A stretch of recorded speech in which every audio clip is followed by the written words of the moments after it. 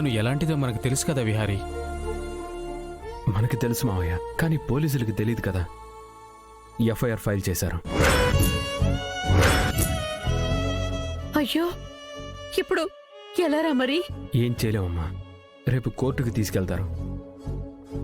అక్కడ లాయర్ని పెట్టుకుని తనే తప్పు చేయలేదని నిరూపించుకోవాలి. ఎలా నిరూపిస్తారు? లాస్ట్ టైం వాణ్ణి ఆ లక్ష్మి గదిలో చూసాను వీళ్ళే చెప్తున్నారు కదా. అక్క, లక్ష్మి ప్రాణాలు తీసేంత పని ఎప్పుడూ చేయదు.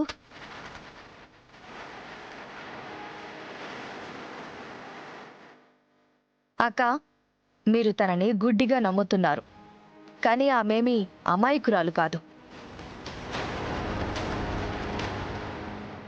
అవునే, వాడింతకు ముందు ఇంటికొచ్చినప్పుడే మిస్ అయ్యాడు. ఇప్పుడు ఇద్దరి మధ్య ఏ విషయంలో గొడవ జరిగిందో ఏంటో వాణ్ణి వేసేసింది.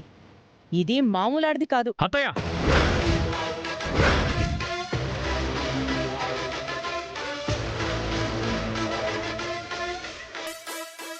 మీరు ఒక ఆడపిల్ల గురించి నిజాలు తెలియకుండా అలా మాట్లాడటమేం బాగోలేదు.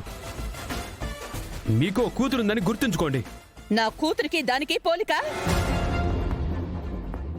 సహస్ర చక్కగా పెళ్లి చేసుకుని తన భర్తతో ఉంటుంది, కానీ ఆ లక్ష్మి భర్తను వదిలేసి ఊళ్ళ మట తిరుగుతుంది.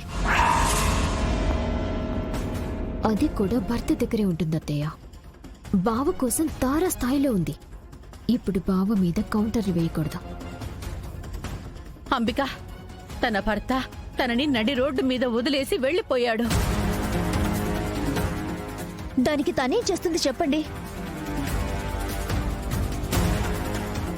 మాటలనడం తేలికే కానీ ఆ మాట అనే ముందు అవతల వాళ్ళ గురించి బాగా తెలుసుకుని మాట్లాడితే బాగుంటుంది. మరిది గారు, మీరీ మధ్య లక్ష్మి వైపే మాట్లాడుతున్నారు. ఒక మనిషిని ఒక్కసారి చూస్తే చాలు వాళ్ళు ఎలాంటి వాళ్ళో ఈజీగా చెప్పేయచ్చు. నేను లక్ష్మి గురించి ఎప్పుడో చెప్పాను, అది మిమ్మల్ని మాయ చేసి పబ్బం గడుపుకుంటోందని. ఇప్పుడు దానివల్లే ఈ ఇంటి పరువు పోయింది. ఇంతవరకు ఈ ఇంటి గడప పోలీసులు తొక్కారా? అలాంటిది ఈ ఇంట్లో మర్డర్ జరిగింది, పోలీసులు వచ్చారు. బయట జనాలు మన గురించి ఏమనుకుంటారో తెలుసా? అవేవీ మీకు అక్కర్లేదు. ఎంతసేపు లక్ష్మి మంచిది, ఆ లక్ష్మి పని చెయ్యదు, దాన్ని వెనకేసుకు రావడమే గాని అసలు జరిగిందేంటి, ఆ లక్ష్మి ఎలాంటిది, ఎందుకు మర్డర్ చేసింది, దాన్ని వెనక దాని ఉద్దేశం ఏంటి అని ఏమీ ఆలోచించరు.